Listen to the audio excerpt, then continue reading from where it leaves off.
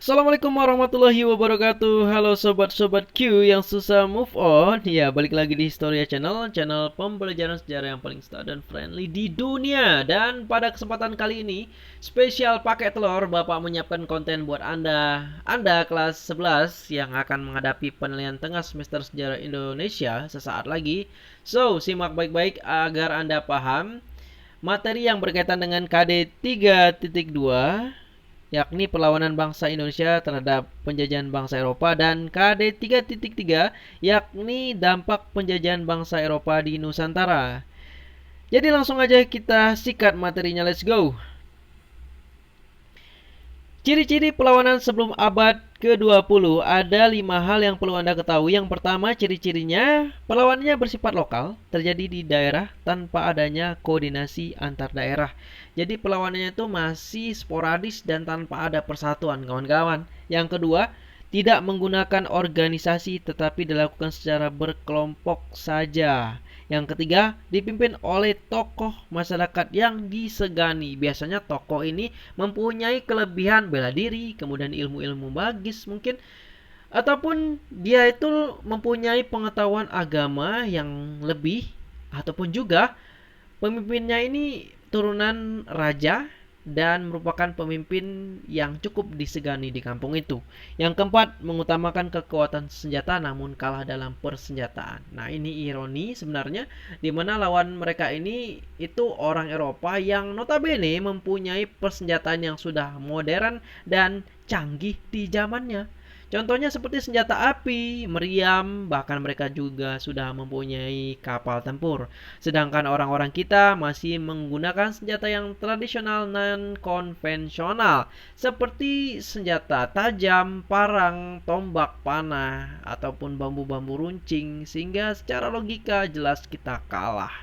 Yang kelima, mudah dipecah belah karena kurangnya koordinasi antara pemimpin dan bawahannya. Ini yang dimanfaatkan oleh bangsa Eropa, terutama Belanda, di mana ketika lawannya itu bisa dipecah belah, digunakan yang namanya politik divide et impera, maka kita akan mudah dikalahkan. Seperti itu. Next, bagian 1, perlawanan terhadap Portugis. Perlawanan terhadap Portugis ini dipelopori oleh rakyat Ternate, di mana latar belakangnya itu ada 3. Yang pertama, adanya monopoli perdagangan oleh bangsa Portugis. Ini yang menjadi pokok masalahnya sebenarnya, karena adanya monopoli perdagangan. Yang kedua, bangsa Portugis itu melakukan campur tangan terhadap urusan kerajaan Ternate dan Tidore, sehingga rakyat merasa ataupun pejabat dari Kesultanan Ternate ini merasa tidak suka dengan Portugis, dan mereka juga melakukan penyebaran agama Katolik di tengah masyarakat yang mayoritas beragama Muslim. Ingat ya, salah satu tujuan dari bangsa Eropa ini adalah gospel, yakni menyebarkan agama Nasrani, dan itu yang tidak disukai oleh rakyat. Adapun tokoh perjuangan yang terkenal yakni Sultan Hairun dan anaknya Sultan Baabullah sempat diadu domba lagi oleh Portugis, namun Sultan Baabullah akhirnya melanjutkan perlawanan dan berhasil menguasai dan mengusir bangsa Portugis dari Maluku pada tahun 1575. Selanjutnya, perlawanan rakyat Demak. Latar belakangnya ada 3. Yang pertama, monopoli bangsa Portugis di Malaka, monopoli lagi. Kemudian adanya kerjasama antara bangsa Portugis dan Pajajaran, di mana Pajajaran ini adalah sisa dari kerajaan Hindu di Jawa, yang juga merupakan musuh dari Demak, sehingga dimanfaatkan Portugis untuk berkongsi ria melawan Demak. Yang ketiga, karena adanya perebutan pelabuhan Sunda Kelapa. Perlawanan rakyat Demak ini dimulai sejak masa pemerintahan Raden Patah yang mengutus anaknya bernama Pati Unus untuk menyerang Portugis di Malaka, yang merupakan jalur perdagangan yang strategis ya pada waktu itu. Pada tahun 1512 dan 1513, namun Fail Amsyong gagal, kawan-kawan. Tapi karena keberanian dari Pati Unus, pangeran ini dijuluki Pangeran Sabrang Lor. Pada tanggal 22 Juni 1527, Fathahillah pun berhasil mengusir Portugis dari Sunda Kelapa dan mengganti nama Sunda Kelapa menjadi Jayakarta. Jadi Jayakarta ini nama dari Jakarta pada masa lalu ya kawan-kawan. Sempat berganti beberapa nama. Yang selanjutnya, perlawanan rakyat Aceh. Kali ini kita ke Sumatera. Latar belakangnya itu karena adanya hubungan antara Kesultanan Aceh dan bangsa Eropa, yakni VOC, Belanda, dan Inggris. Jadi ini dari sudut pandang Portugis ya, yang menganggap bahwa Kesultanan Aceh ini mengancam Portugis di Malaka. Nah, dari sisi kerajaan Aceh, sikap kerajaan Aceh di bawah Sultan Ali Muhayyad Shah ini itu sangat menentang kehadiran bangsa Portugis di Malaka karena akan mengganggu jalannya perdagangan rakyat Aceh. Sultan Ali Muhayyad Shah pun berhasil mengusir bangsa Portugis dari wilayah Aceh, yakni Daya, Pidi, dan Pasai. Perjuangan rakyat Aceh mengusir Portugis terus berlanjut di bawah Sultan Iskandar Thani, dan Malaka akhirnya jatuh ke tangan VOC tahun 1641.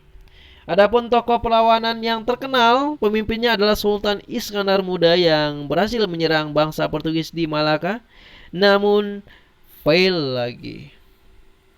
Bagian kedua, perlawanan terhadap VOC. Apa itu VOC, Pak Eki? VOC adalah kepanjangan dari Verenigde Oost-Indisch Company. Itulah asal mula panggilan Belanda ini company, yang berasal dari nama kongsi dagang plus mereka pada waktu itu, yang mempunyai hak istimewa layaknya sebuah negara, yakni hak oktroy, yang salah satu isinya adalah mereka berhak untuk memiliki tentara sendiri, kemudian lambang-lambang negara sendiri seperti bendera, mata uang, kemudian mereka juga berhak untuk memonopoli perdagangan, yang membuat rakyat Indonesia dan para sultan dan raja-raja setempat ini merasa geram dengan tingkah VOC ini, kawan-kawan. Maka terjadilah bentrokan-bentrokan panas antara pejuang kita dengan VOC. Yang pertama ada perlawanan Kesultanan Mataram. Latar belakangnya karena VOC ingin melakukan monopoli perdagangan lagi yang merugikan pedagang pribumi. Polanya sama ya, penyebabnya adanya sikap untuk memonopoli perdagangan yang tidak disukai oleh rakyat. VOC pun menolak mengakui kedaulatan Kesultanan Mataram Islam di bawah Sultan Agung. Udah mau monopoli, tidak mengakui kedaulatan. Kurang ajar, itulah yang membuat rakyat kita sangat marah. Yang ketiga, VOC dianggap sebagai penghambat bagi Sultan Agung dalam mewujudkan cita-citanya.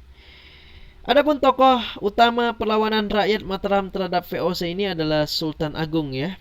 Sudah cukup terkenal, yang menyerang VOC di Batavia sebanyak 2 kali, tahun 1628 dan 1629, namun karena kalah taktik dan strategi, gagal kawan-kawan. Dan pada masa pemerintahan Sultan Amangkurat I, entah karena ada bujuk rayu, entah karena ada hal yang membuat Sultan Amangkurat ini menjadi lembek perlawanannya, membuat kerajaan Mataram justru memilih bekerja sama dengan VOC, kawan-kawan. Next, perlawanan Kesultanan Banten. Latar belakangnya ada 2. Yang pertama karena ada persaingan dagang dengan VOC di Batavia. Yang kedua, adanya rongrongan VOC terhadap politik Kesultanan Banten. Tokoh yang memimpin perlawanan terhadap VOC ini adalah Sultan Ageng Tirtayasa, di mana perlawanan Sultan Ageng Tirtayasa ini mengalami kegagalan setelah putranya Sultan Haji lebih memilih berpihak kepada VOC.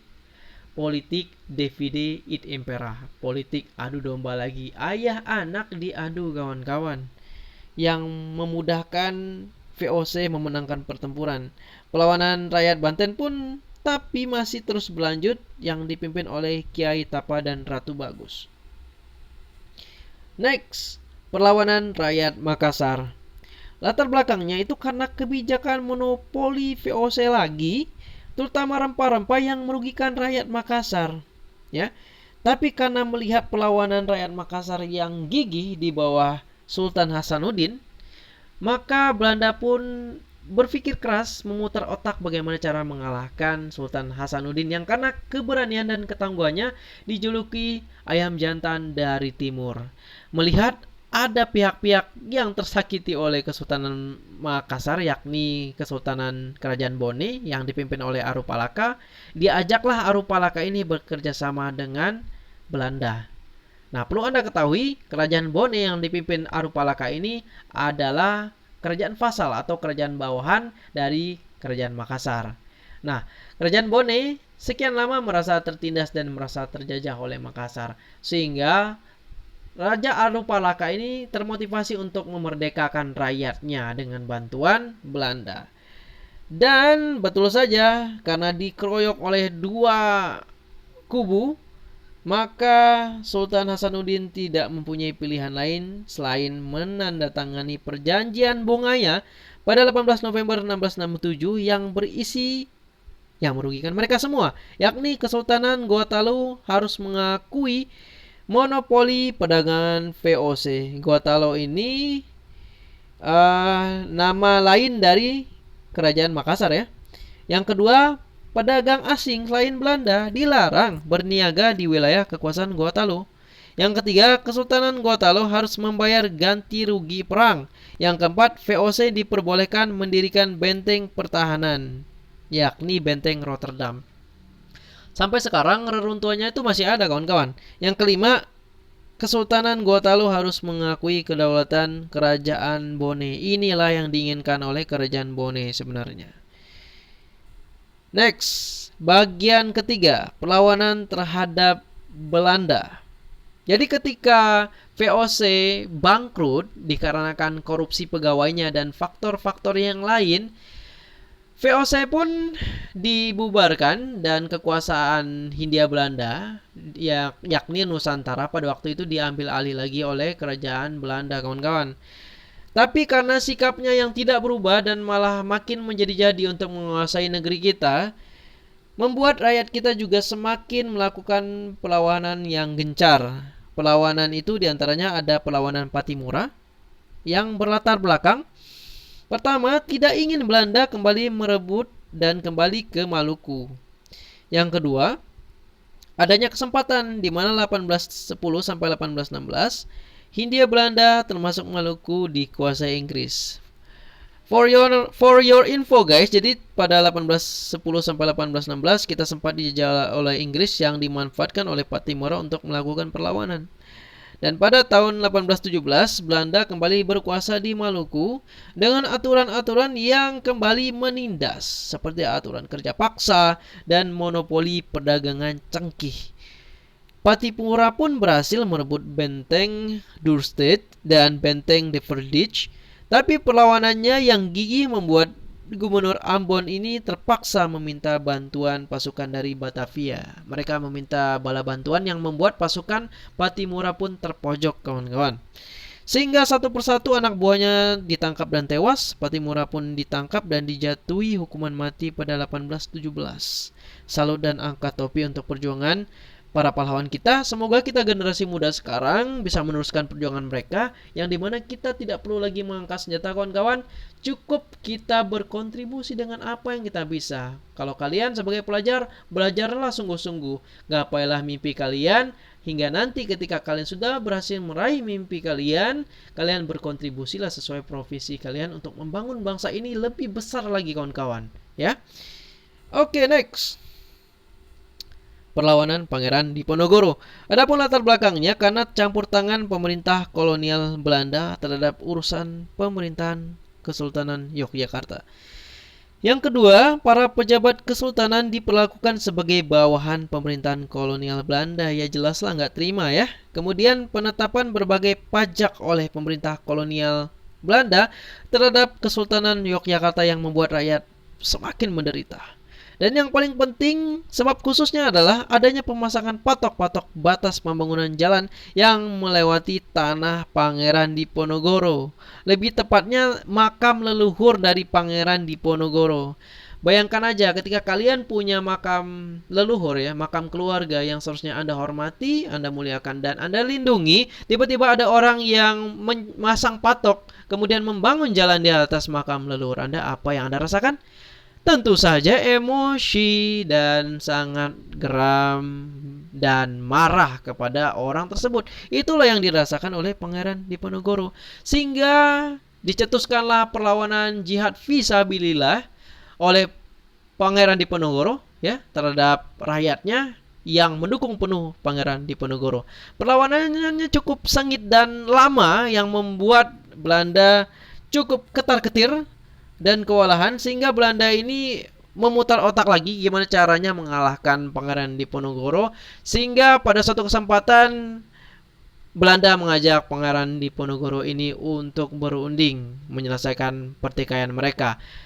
Ya, tapi karena Pangeran Diponegoro ini memiliki hati yang tulus ya, maka diturutilah undangan perundingan itu tanpa adanya persenjataan yang lengkap ya, tanpa adanya pasukan yang dipersenjatai. Mereka datang, tapi ternyata emang dasar liciknya Belanda ini ya, sekali penjajah tetap penjajah. Pangeran Diponegoro dijebak pada perundingan itu, sehingga Pangeran Diponegoro pun berhasil ditangkap pada saat melakukan perundingan, kemudian diasingkan ke Manado pada tahun 1830 ya. Lanjut, perlawanan Kesultanan Palembang. Latar belakangnya karena adanya keinginan Belanda untuk menguasai Palembang yang menimbulkan ancaman bagi Kesultanan Palembang. Sultan Badarudin yang memimpin perlawanan terhadap pemerintah kolonial Belanda itu menyerang benteng-benteng pertahanan Belanda. Akibat perjanjian Tuntang tahun 1811, kedudukan Belanda pun digantikan oleh Inggris. Sultan Badarudin terus melakukan perlawanan terhadap Inggris, dan perlawanan Sultan Badarudin terhadap Inggris berakhir setelah adanya Konvensi London tahun 1814. Dan pada tahun 1818, Sultan Badarudin ditangkap Belanda dan diasingkan ke Ternate, kawan-kawan. Jadi berakhir dengan kegagalannya. Selanjutnya, perlawanan Imam Bonjol. Adapun latar belakangnya, yang pertama karena adanya konflik internal antara kaum Padri dan kaum adat. Oke. Pemerintah kolonial Belanda itu akhirnya memanfaatkan konflik tersebut, ya, melakukan politik pecah belah lagi ya, dengan memberi bantuan kepada kaum adat dalam menghadapi kaum Padri. Kaum Padri ini kaum agamawan ya, kaum para kiai yang tidak setuju dengan kebijakan dan tindakan dari kaum adat yang juga bekerja sama dengan kolonial Belanda ini. Pemerintah kolonial Belanda membujuk kaum adat dan kaum Padri berdamai melalui perjanjian Masang. Kaum adat dan kaum Padri sebenarnya sudah memilih niat untuk berdamai melalui plakat Puncak Pato yang menyebabkan Belanda harus berhadapan dengan keduanya. Ya, akhirnya mereka bersatu nih. Pada tahun 1833, pemerintah kolonial mengeluarkan plakat panjang untuk menghentikan perlawanan keduanya karena merasa kewalahan dan tidak berhasil politik pecah belahnya tadi. Belanda pun mengajak berunding Imam Bonjol yang merupakan benteng terakhir perlawanan, yang ternyata hanya sebuah tipuan, ditipu lagi sama kayak Pangeran Diponegoro tadi untuk menangkap Imam Bonjol. Pada tahun 1839, Imam Bonjol pun meninggal dalam pengasingannya di Manado, kawan-kawan. Selanjutnya, Perang Aceh. Nah, latar belakang itu karena adanya keinginan Belanda untuk menjadikan wilayah Aceh sebagai bagian dari Pak Nederlantika. Pak Nederlantika ini maksudnya menjadikan Aceh ya, itu menjadi bawahan di bawah persekutuan, di bawah kerajaan Belanda itu sendiri gitu. Tapi tentu saja rakyat Aceh tidak mau dan mereka ingin merdeka dari penindasan penjajah ini. Perang Aceh bermula ketika Sultan Mahmud menolak permintaan Belanda agar Aceh mengakui kekuasaan Belanda di daerah tersebut. Sultan Mahmud wafat karena kolera. Ia digantikan oleh tuanku Muhammad Daud Shah dengan gelar Sultan Ibrahim Mansur Shah. Meskipun terjadi pergantian pemimpin, perlawanan rakyat Aceh ini nggak kendor, tetap berlangsung dan sangat sengit malah. Hal ini membuat Belanda pun harus menerapkan strategi baru, yakni memblokade pelabuhan-pelabuhan Aceh dalam rangka mematikan sumber ekonomi dan pendapatan kesultanan. Nah, perlawanan Aceh pun terus berlanjut, di mana perjuangan rakyat Aceh sangat sulit untuk ditaklukkan. Sehingga akhirnya berkonsultasilah Belanda dengan orientalis Belanda bernama Snokhorgrunge. Jadi Snokhorgrunge ini semacam peneliti dan mata-mata untuk menyelidiki apa sih kelemahan dari rakyat Aceh ini. Belanda menerima saran Snokhorgrunge dengan mengadu domba kaum bangsawan, yakni Ule Balang, dengan kaum ulama. Pada tahun 1903, pasukan berkuda Marsose yang bertugas menghancurkan kantong pertahanan rakyat Aceh dengan cepat menewaskan Tuku Umar. Perlawanan rakyat terus dilanjutkan oleh istrinya, yakni Cut Nyak-din. Pada 1902, Cut Nyak-din ditangkap dan diasingkan ke Sumedang.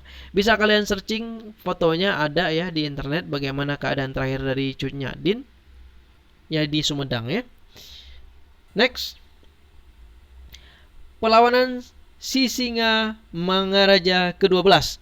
Latar belakangnya karena ada sikap Belanda yang menginginkan wilayah Tapanuli menjadi bagian dari wilayah kekuasaannya. Kemudian yang kedua, adanya penyebaran agama Nasrani oleh para Zending juga menimbulkan perlawanan penduduk setempat. Ya, jadi ada kekhawatiran agama Nasrani ini masuk ke wilayah Sumatera Utara. Pada 1894, Belanda melakukan serangan ke pusat pemerintahan Kerajaan Batak di Bakara. Sisingamangaraja ke-12 pun berhasil lolos dan melarikan diri ke Dairi Pakpak. Pada 1907, Belanda kembali melakukan serangan dan menangkap anggota Sisingamangaraja ke-12. Sisingamangaraja pun tidak menyerah dan terus melanjutkan perjuangannya. Hingga pada 17 Juni 1907, Sisingamangaraja ke-12 tewas dalam pertempuran di hutan Sim-Sim, kawan-kawan. Selanjutnya, perlawanan kerajaan-kerajaan di Bali. Latar belakangnya karena adanya hak tawan karang yang dianggap menghambat Belanda menguasai Bali. Jadi hak tawan karang ini adalah suatu kebijakan kerajaan di Bali di mana setiap kapal-kapal yang terdampar di perairan Bali itu berhak ditawan atau dijarah oleh kerajaan-kerajaan yang ada di Bali, termasuk kapal-kapal dagang dari Belanda, sehingga Belanda ini merasa politik atau kebijakan dari kerajaan Bali ini merupakan ancaman, maka satu-satunya jalan untuk menyelesaikan ini adalah menguasai wilayah Bali. Kerajaan Karangasem dan Buleleng tetap melakukan perlawanan terhadap Belanda. Tokohnya yang terkenal adalah Raja Buleleng, yakni I Gusti Ngurah Made Karangasem dan I Gusti Ketut Jelantik. Raja Buleleng yakni I Gusti Ngurah Made Karangasem dan I Gusti Ketut Jelantik membalas tipu daya Belanda dengan merampas kapal Belanda pada tahun 1844. Pada 15 April 1849, Belanda pun berhasil menguasai benteng Jagaraga. Selanjutnya, perlawanan Kesultanan Banjar. Adapun latar belakangnya, yakni ada monopoli perdagangan Belanda di Kalimantan yang sangat merugikan pedagang pribumi. Yang kedua, beban pajak dan kewajiban rodi terhadap rakyat yang memberatkan. Kemudian intervensi Belanda terhadap urusan internal kerajaan Banjar. Selanjutnya, keinginan Belanda untuk menguasai Kalimantan yang kaya akan hasil tambang. Tokohnya yang terkenal adalah Pangeran Antasari, ya, yang berjuluk Panembahan Amiruddin Khalifatillah Mukminin, dan Pangeran Hidayatullah. Pangeran Hidayatullah ditangkap dan diasingkan ke Bogor pada 1862. Pada 28 April 1962 terjadi pertempuran Pangrangon yang dianggap sebagai awal perang Banjarmasin, kawan-kawan. Dan pada 1962 Pangeran Antasari pun wafat karena sakit yang dideritanya. Bagian keempat, bagian terakhir, yakni dampak penjajahan bangsa Eropa. Ada beberapa dampak atau pengaruh kolonialisme di Indonesia. Yang pertama di bidang politik, yakni jabatan pemerintah pusat itu dipegang oleh bangsa Eropa, sedangkan bangsa pribumi hanya menempati posisi jabatan yang kecil, ya. Jadi pemerintahan yang awalnya bersifat kerajaan dan turun-menurun berganti menjadi pemerintahan modern yang hierarkis, yang dipimpin para petingginya itu oleh Belanda. Jadi orang kita itu dipekerjakan hanya sebagai bawahan. Kemudian di bidang hukum, penggunaan istilah-istilah hukum berbahasa Belanda masih dapat kita temukan dalam hukum Indonesia, misalnya onslah untuk istilah lepas dari segala tuntutan hukum. Yang ketiga, bidang ekonomi. Pemerintah kolonial telah menetapkan kebijakan sistem tanam paksa, sewa tanah, ekonomi uang, dan kerja kontrak.